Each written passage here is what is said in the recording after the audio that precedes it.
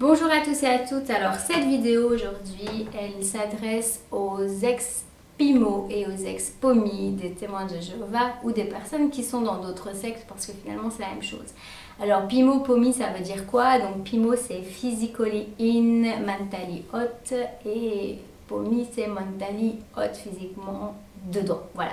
Donc en fait, on peut constater, pour avoir accompagné des centaines de personnes dans notre association, qu'il y a deux types de personnes qui sont atteintes à cause de ce problème des sectes. C'est qu'il y en a qui savent donc que c'est une secte, mais qui ne savent pas comment sortir physiquement parce qu'il y a ce problème de l'ostracisme.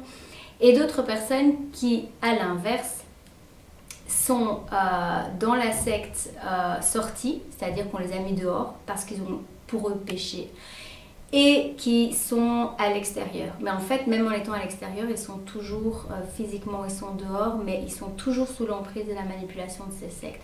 Et dans les deux cas, comme je l'ai dit dans une autre vidéo, eh bien, en fait, vous êtes toujours dans la secte. Alors ceux qui sont physiquement dehors, sortis, qui ont même peut-être jamais été baptisés, qui ont été des enfants de ces personnes dans les sectes, eh bien, elles n'ont pas fait un travail pour comprendre de désendoctrinement, c'est ce que moi j'appelle, ou de dédomestication. Et donc du coup, elles ont les inconvénients des deux côtés parce qu'elles n'ont pas la communauté d'un côté et puis d'un autre côté, elles sont dehors sans être en fait se sentir un humain à part entière dans le monde. Alors, ces derniers temps, depuis la dernière vidéo que j'ai fait pour dire aux personnes, voilà, il faut sortir physiquement, il faut prendre votre autonomie, ça c'était pour les PIMO, donc du coup, il y a de plus en plus de personnes qui m'ont contacté pour sortir et dernièrement une personne qui est sortie après 2 mois de baptême, donc là c'est du tout frais. Et une fois qu'elle a vu la vidéo de Sarah sur les problèmes de pédophilie chez les témoins de Jéhovah, elle m'a dit voilà, je vais faire ma lettre de retrait, alors qu'elle avait réfléchi à une stratégie de sortie. Et c'est ce que j'encourageais, c'est de dire que dans certains cas, on n'a pas le choix de faire des stratégies, mais dans d'autres cas, de toute manière, quelques stratégies que vous allez trouver, vous devrez sortir un jour ou l'autre si vous avez envie d'avoir votre liberté. Donc, au plus tôt c'est fait, au mieux c'est. Alors, c'est facile à dire, je sais bien, je le sais pour l'avoir fait, c'est pas facile à faire. Qu'est-ce qui peut vous aider? Parce que finalement, sortir, quelles sont les peurs derrière la sortie? C'est de ne plus avoir d'occupation, d'une part, donc de se retrouver seul physiquement, affectivement, psychologiquement, et d'autre part, c'est de ne pas savoir où aller au niveau de la spiritualité. Mais j'ai envie de vous dire que ce problème, il est là pour tous les humains finalement. Une fois qu'on n'a plus papa, maman au niveau spirituel, on doit réfléchir par soi-même, on doit expérimenter la vie. Alors, qu'est-ce qui peut vous aider?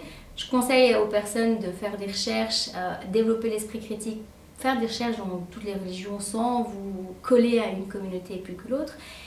Et soyez vigilants sur une chose, c'est que quand on sort de la manipulation, surtout si on a eu des parents manipulateurs, qu'on n'a pas développé assez son esprit critique, on va retomber, et donc, dans d'autres manipulations. Les autres manipulations, quelles sont-elles? La première, c'est de retomber dans une autre religion, une autre secte. Moi, je dis, c'est comme les témoins de Jéhovah, avant on faisait du porte-à-porte, une fois qu'on en sort, on va de secte en secte. Ça peut être des sectes religieuses, et puis ça peut être des sectes associatives. Et donc, qu'est-ce qui existe quand on sort d'une secte? C'est ce qu'on appelle les antisectes. C'est pour ça que notre ASBL n'est pas une antisecte. Nous, on ne veut pas d'adeptes. On ne veut même pas... Les personnes qui sont affiliées à notre ASBL, en fait, elles ne sont pas affiliées. Elles bénéficient des outils qu'on propose pour l'autonomie, qu'on donne, je vous rappelle quand même, gratuitement. Et nous n'avons pas de membres effectifs, d'ex-adeptes, parce qu'on ne veut pas d'avoir d'adeptes, justement. Or, les autres associations qu'on connaît, que ce soit en France ou en Belgique, elles rentrent dans leur habitude d'appartenance. Donc moi, je ne suis pas en train de dire que c'est mauvais, parce que des antisectes qui ont aidé les personnes à ouvrir les yeux, mais attention quand même à une dérive, c'est qu'on a besoin d'une communauté, qu'elle soit religieuse ou quoi, surtout si en plus on n'a pas de famille. Et donc finalement, ce besoin, si vous n'avez pas pris conscience, vous allez retomber à chaque fois dans d'autres personnes, des gourous, des gens qui vont mettre la main sur vous et ne vont pas vous rendre votre autonomie. Il y a aussi une autre croyance, c'est de se dire, en plus de ces associations-là, c'est de se dire, est-ce que les ex-témoins de Jéhovah ou les personnes, si j'étais mormon, si j'étais adventiste, les personnes qui sont sorties, ils sont comme moi? Attention, il y a eu des traumatismes, les personnes qui sont sorties n'ont pas spécialement fait un chemin pour aller vers l'autonomie. Et donc, naïvement, on croit que on a la même vibration, la même résonance, et donc forcément, ils vont être un apport. Moi, pour en avoir connu beaucoup des ex-témoins de Jéhovah, je peux vous dire que il y a des choses qui n'ont pas été réparées, et du coup, il y a des déviances de dépendance envers des personnes qui sont de même ex-camp, je dirais. Donc attention à cela. Alors, si vous êtes en prise de conscience de tout ça, ça va vous permettre de gagner beaucoup de temps et de souffrance, de ne pas retomber d'association en association. Donc gardez votre liberté, regardez la vidéo que j'ai faite sur l'autonomie spirituelle.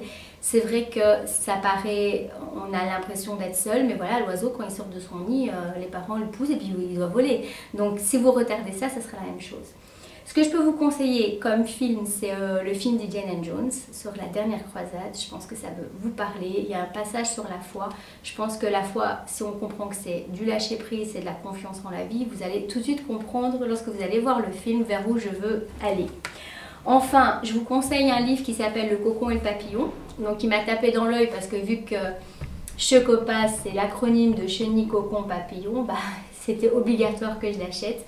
Et donc c'est une personne qui s'appelle Chantal Dumont, qui a été dans une secte ésotérique et qui a édité ce livre, donc Le Cocon et le Papillon, quitter la secte et s'en sortir. Donc pas retourner dans une autre secte et recréer finalement ce que vous vivez à l'heure actuelle. Et enfin, comme vous avez pu le constater, je suis en noir et blanc. Et j'aimerais vous dire que la vie, c'est pas tout blanc ou tout noir. La vie, c'est gris, donc il y a des nuances de couleurs dans la vie. Et donc, n'essayez pas de chercher des humains qui sont parfaits, qui vont combler tous vos besoins. Voilà, ceci dit, je me réjouis que de plus en plus de personnes sortent et notre association se rend compte qu'il y a un gros travail de reconstruction. Donc n'hésitez pas à regarder nos vidéos. Il y a des vidéos sur comment changer son vocabulaire, comment aller vers l'autonomie spirituelle. Nous, on est là pour vous donner des outils pour aller vers votre autonomie et donc profitez-en, allez chercher d'autres outils aussi, allez dans la diversité et sachez que cette période de chaos où vous allez rien avoir des deux côtés, c'est normal, mais sincèrement, c'est temporaire. Voilà, eh bien à tout bientôt et puis bon courage pour votre sortie et donc vous n'êtes plus seul.